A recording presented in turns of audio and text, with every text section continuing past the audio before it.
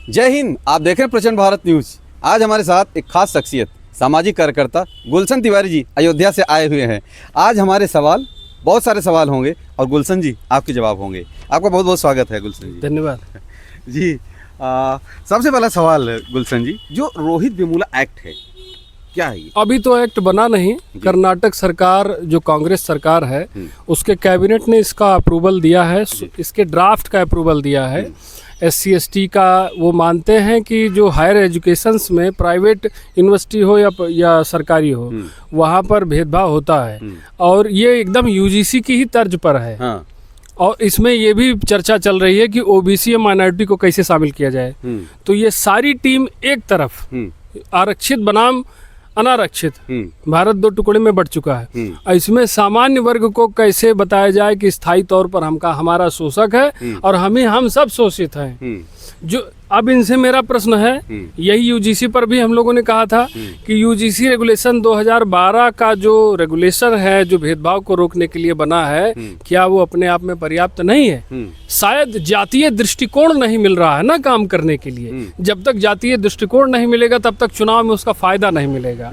और चुनाव तो यहाँ जातीय समीकरण पर लड़े जाएंगे, वास्तविक मुद्दों पर थोड़ी लड़े जाएंगे। इसलिए नेताओं की हरामखोरी है जो समाज को विभाजित करने का कोई कसर नहीं छोड़ रहे हैं। तो ये पूरी तरीके से UGC रेगुलेशन 2026 की फोटो कापी है। हम लोग इसका विरोध करते हैं और कांग्रेस का तो हमेशा से चरित्र रहा है फूट डालो राज करो। इन्होंने ही इमरजेंसी लगा करके संविधान के साथ जो छेड़छाड़ की है, हमें धर्मनिरपेक्ष बनाया है।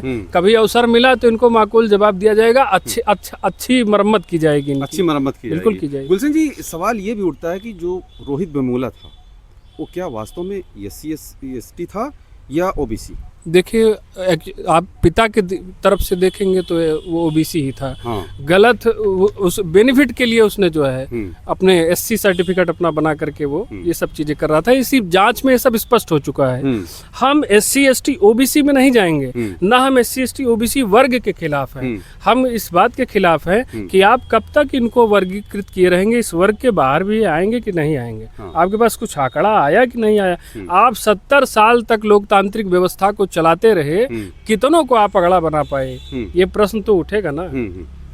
क्या ऐसा है क्या आपकी दृष्टि से कि किसी एक वर्ग को जबरदस्ती पीड़ित बनाया जा रहा है और एक वर्ग को जबरदस्ती अपराधी बनाया जा रहा है?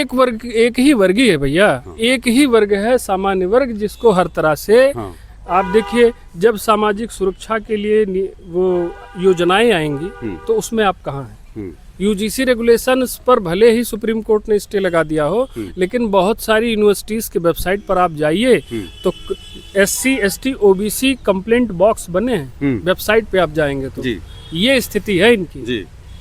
क्यों, क्या चाहते हैं आप? हम लोग देश छोड़ के भाग जाएं? हमारा नेतृत्व और हमारा योगदान आप देख लीजिए, फिर अपने आप को तौल लीजिए।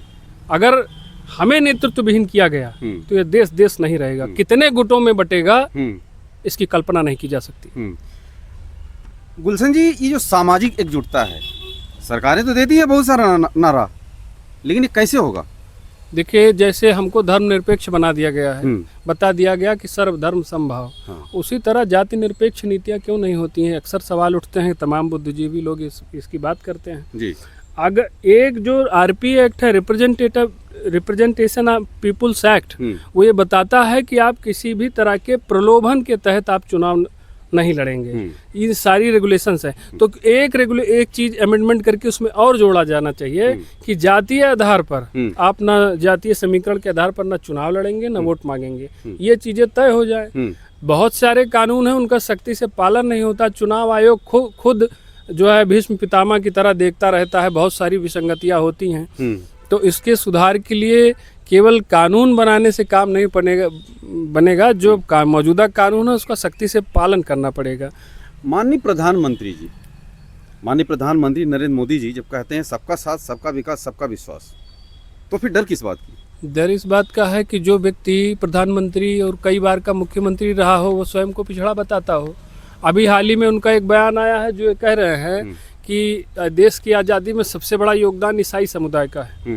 अब इनसे मैं ये पूछना चाहता हूँ, किसने कहा ये? प्रधानमंत्री का बयान है ये। आपने ईसाई समुदाय को क्रांतिकारी बता करके एक मनगढ़ंत इतिहास रचने का प्रयास किया है और हमारे तमाम स्वदेशी क्रांतिकारियों को आपने नकार दिया। उनके सारे त्याग तप बलिदान को आपने झूठा साबित कर दिया। हाँ। जो अंग्रेज कौन थे? सनातनी थे, ये सब ईसाई थे। बिल्कुल। और इनके साथ जो मिशनरी आए थे वो चर्च स्थापित की। अभी जो गौतम खट्टर की गिरफ्तारी हुई है सेंट जाबियर पर टिप्पणी को लेकर के, क्या गलत बोला है?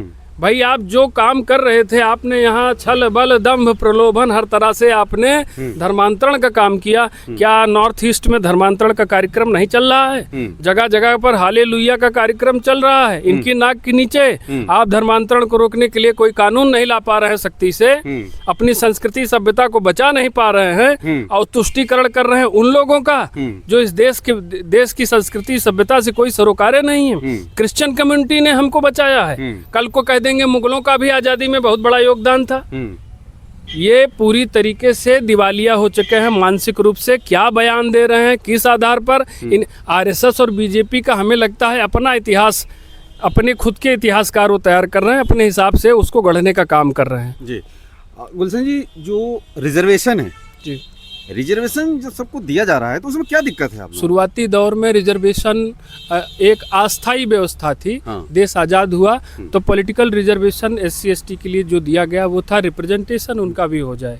लेकिन वहीं पर डॉक्टर अंबेडकर ने ये भी कहा था कि अगर इसे अनंत काल तक, हाँ। यानी अनलिमिटेड टाइम तक बढ़ाएंगे, हाँ, तो ये उनको अपाहिज बनाएगा।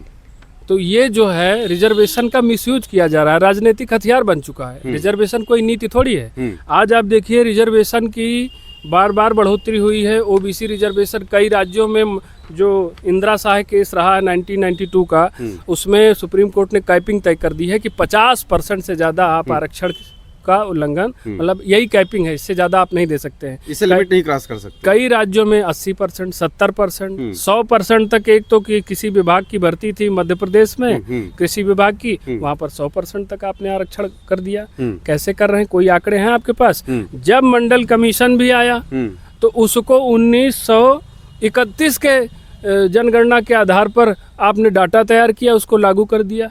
तमाम जातियों को आपने श्रेणीबद्ध करके पहले तो उनको पिछड़ा घोषित किया और उस पिछड़ेपन के आधार पर आपने देश के सामान्य वर्ग को दोषी ठहराते हुए उसको स्थायी रूप से शोषक सिद्ध कर दिया। ये बहुत बड़ा षड्यंत्र हुआ है। पहली बार जब अंग्रेजों ने जाति पूछना शुरू किया तो 1871 का समय था और आखिरी बार जो उन्होंने जनगणना बनाई थी 1931 की, उसके बाद कोई जनगणना उनके स्तर से नहीं हुई थी। इन आंकड़ों को अब 1990 में आप मंडल कमीशन की सिफारिशों को लागू करते हैं, 1931 का डाटा उठाते हैं, तो ये जो लगभग 60 साल का गैप रहा है, क्या इस 60 सालों में किसी का सामाजिक और जो है राजनैतिक या आर्थिक कोई विकास नहीं हुआ? आपने गलत डाटा प्रस्तुत किया और आज इसकी बिना समीक्षा किए, बिना आंकड़े प्रस्तुत किए, तमाम निरहु गुरहु जो हैं 10वीं 9वीं फेल, वो भी हेलीकॉप्टर से घूम रहे हैं किसी वर्ग विशेष के मसीहा बन करके, और उनका सशक्तिकरण करने के बजाय ये तुष्टीकरण कर रहे हैं। और यही तुष्टीकरण जनता को समझना होगा कि केवल आपको लॉलीपॉप दिया जा रहा है जी। ये आपको समर्थ बनाना नहीं है। रेबड़ी कल्चर जो चल रहा है, मुफ्तखोरी, ये नेता जो रेबड़ी कल्चर चला रहे हैं, बिहार का चुनाव आपने देखा, चुनाव के दौरान पार्टियां घोषणा कर देती है कि महिलाओं के खाते में 10-10 हजार जाएंगे, हम इतनी बिजली मुफ्त देंगे। ये सब क्या है? रेबड़ी कल्चर ही तो है। किसान को आप सम्मान निधि देते हैं, सम्मान निधि नहीं है, वो अपमान निधि है। हम जो फसल पैदा करते हैं उसकी कीमत निर्धारण का अधिकार हमको नहीं है। क्या इन्होंने स्वामीनाथन आयोग की सिफारिशों को लागू किया है? 3 कृषि बिल जो ये लेकर के आए थे, कानून बना दिया था इन्होंने और कह रहे थे किसानों के हित में होगा। जब किसानों के हित में था वो, तो बिल वापस क्यों ले लिए? प्रश्न ही उठता है। ये मौसम वैज्ञानिक है, समय परिस्थितियों के हिसाब से जब इनको लगता है जो चीज हमारी सत्ता के लिए अच्छी है वो अच्छी है, जो चीज हमारी सत्ता के लिए गलत है वो गलत है, बाकी सही और गलत का और फर्क इनको नहीं दिखता है।